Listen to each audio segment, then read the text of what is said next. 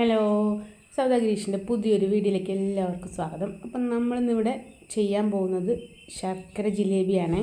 ഇവിടെ മലബാർ ശർക്കര മിഠായി എന്നൊക്കെ പറയപ്പെടുന്ന നമ്മുടെ ശർക്കര ജിലേബി എങ്ങനെയാണ് ഉണ്ടാക്കുന്നതെന്ന് കണ്ടാലോ. ഞാൻ അതിന് വേണ്ടിയിട്ട് ഒരു 2 കപ്പ് ശർക്കര പൊടിച്ചത് എടുത്തിട്ടുണ്ട് കേട്ടോ. ഒരു 3-4 അച്ച് പൊടിച്ചതിന് നമുക്ക് 2 കപ്പ് ശർക്കര കിട്ടും. അത് ഞാൻ പൊടിച്ച് വെച്ചിട്ടുണ്ട്. ഇതിലേക്ക് നമുക്കൊരു 1/2 കപ്പ് വെള്ളം ഒഴിച്ചിട്ട് അടുപ്പത്ത് വെച്ചിട്ടൊന്ന് കുറുക്കിയെടുക്കണം.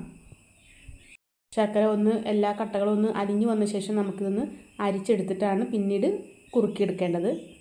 അതൊന്ന് കുറുകി വരട്ടെ കേട്ടോ.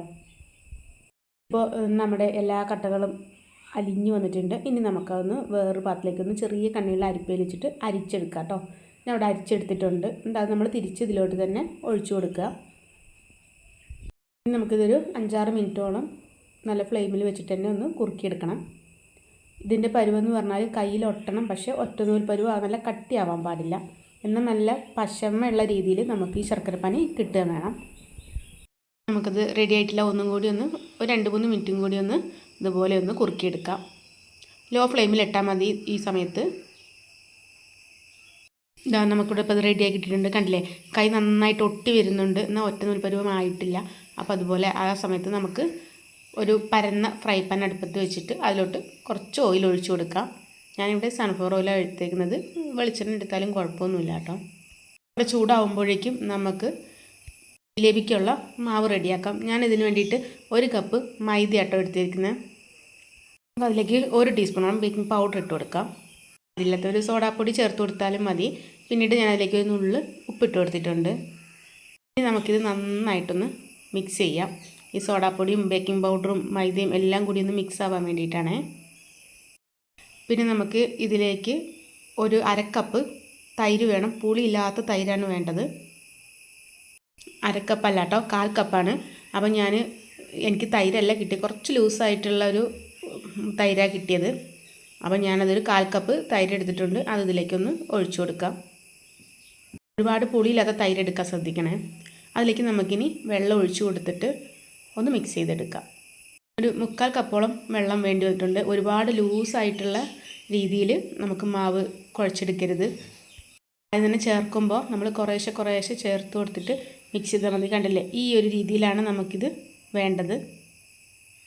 നമുക്കിത് പെട്ടെന്ന് തയ്യാറാക്കാൻ വേണ്ടിയിട്ടാണ് നമ്മൾ ഈ മൈദയൊക്കെ എടുത്തത്. അതല്ലാന്നുണ്ടെങ്കിൽ നമ്മുടെ ഇഡ്ഡലി മാവ് ഉണ്ടാവുമല്ലോ, ഈ ഒരു കട്ടിയിൽ കിട്ടുന്നത് ഇഡ്ഡലി മാവ് കൊണ്ടാണ് നമ്മൾ ഈ ജിലേബി ഉണ്ടാക്കുന്നതിന് ഒന്നും കൂടി സൂപ്പറാവും കേട്ടോ. ഞാൻ അതേപോലെ ഒരു പൈപ്പിംഗ് ബാഗ് എടുത്തിട്ടുണ്ട്. അങ്ങനെ പൈപ്പിംഗ് ബാഗ് കയ്യിലുള്ളവർ അത് ഉപയോഗിച്ചാൽ മതി. ഇല്ലാന്നുണ്ടെങ്കിൽ ഒരു ചെറിയൊരു കവർ എടുത്തിട്ട് ചെറിയ ഹോൾ ഉണ്ടാക്കി കൊടുത്ത് അങ്ങനെ ചെയ്താൽ മതി.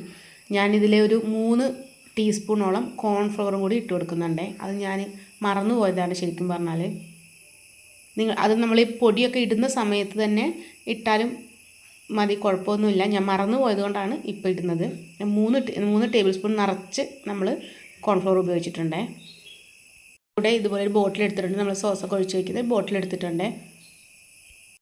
നമ്മുടെ പാനൊക്കെ ഏകദേശം ചൂടായിട്ടുണ്ട്. അപ്പോൾ നമ്മുടെ ശർക്കരപ്പാനി നമ്മൾ നേരത്തെ റെഡിയാക്കി വെച്ചിലോട്ട് ഞാനൊരു 2-3 ഏലക്ക കൂടി ഇട്ട് കൊടുത്തിട്ടുണ്ട്. ഇനി നമുക്ക് ഇതിലോട്ട് ജിലേബീൻ്റെ മിക്സ് ഇതേപോലെ ചുറ്റിച്ച് ഒഴിച്ചു കൊടുക്കാം. എണ്ണ നന്നായിട്ട് ചൂടാവണം, പക്ഷേ ലോ ഫ്ലെയിമിൽ. അതിനുശേഷം നമ്മൾ ലോ ഫ്ലെയിമിൽ ഇട്ടതിന് ശേഷം മാത്രമേ നമ്മളിതുപോലെ ചെയ്ത് കൊടുക്കാൻ പാടുള്ളൂ. ഇത് പെട്ടെന്ന് തന്നെ ആയി കിട്ടും കേട്ടോ. നമ്മുടെ ഒരു സൈഡ് ഇത് മൂത്തിട്ടുണ്ടെങ്കിൽ നമുക്കത് മറിച്ചിട്ട് കൊടുക്കാം. നമ്മളിതിങ്ങനെ ചെയ്യുമ്പം നമ്മുടെ ശർക്കരപ്പാനി ചൂടാറാൻ പാടില്ല. ശർക്കരപ്പാനി അത്യാവശ്യം നല്ല ചൂട് വേണം. ഇനി നമുക്കിത് എണ്ണയൊന്നും പോകാൻ വേണ്ടിയിട്ട് വെയിറ്റ് ചെയ്യേണ്ട. ഇതുപോലെ തന്നെ നമുക്ക് എടുത്തിട്ട് ശർക്കരപ്പാനിയിലോട്ട് ഇട്ട് കൊടുക്കാം.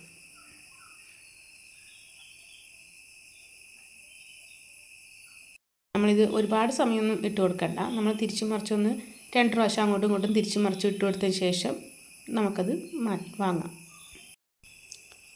അതിനുശേഷം 2ാം ട്രിപ്പ് ഞാൻ ഇതേപോലെ ചെയ്ത് കൊടുക്കുന്നുണ്ട്.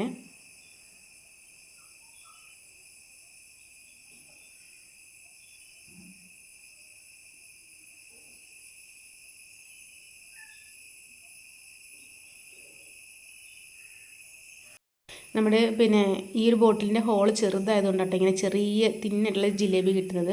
കുറച്ചും കൂടി വലുപ്പമുള്ള ഹോളാണെന്നുണ്ടെങ്കിൽ നമുക്കൊന്നും കൂടി വലിയ ജിലേബി കിട്ടും. നമ്മൾ സാധാരണ ശർക്കര ജിലേബിയൊക്കെ വാങ്ങുമ്പോൾ നല്ല വലിയ ശർക്കര ജിലേബിയാണ് കിട്ടാറുള്ളത്.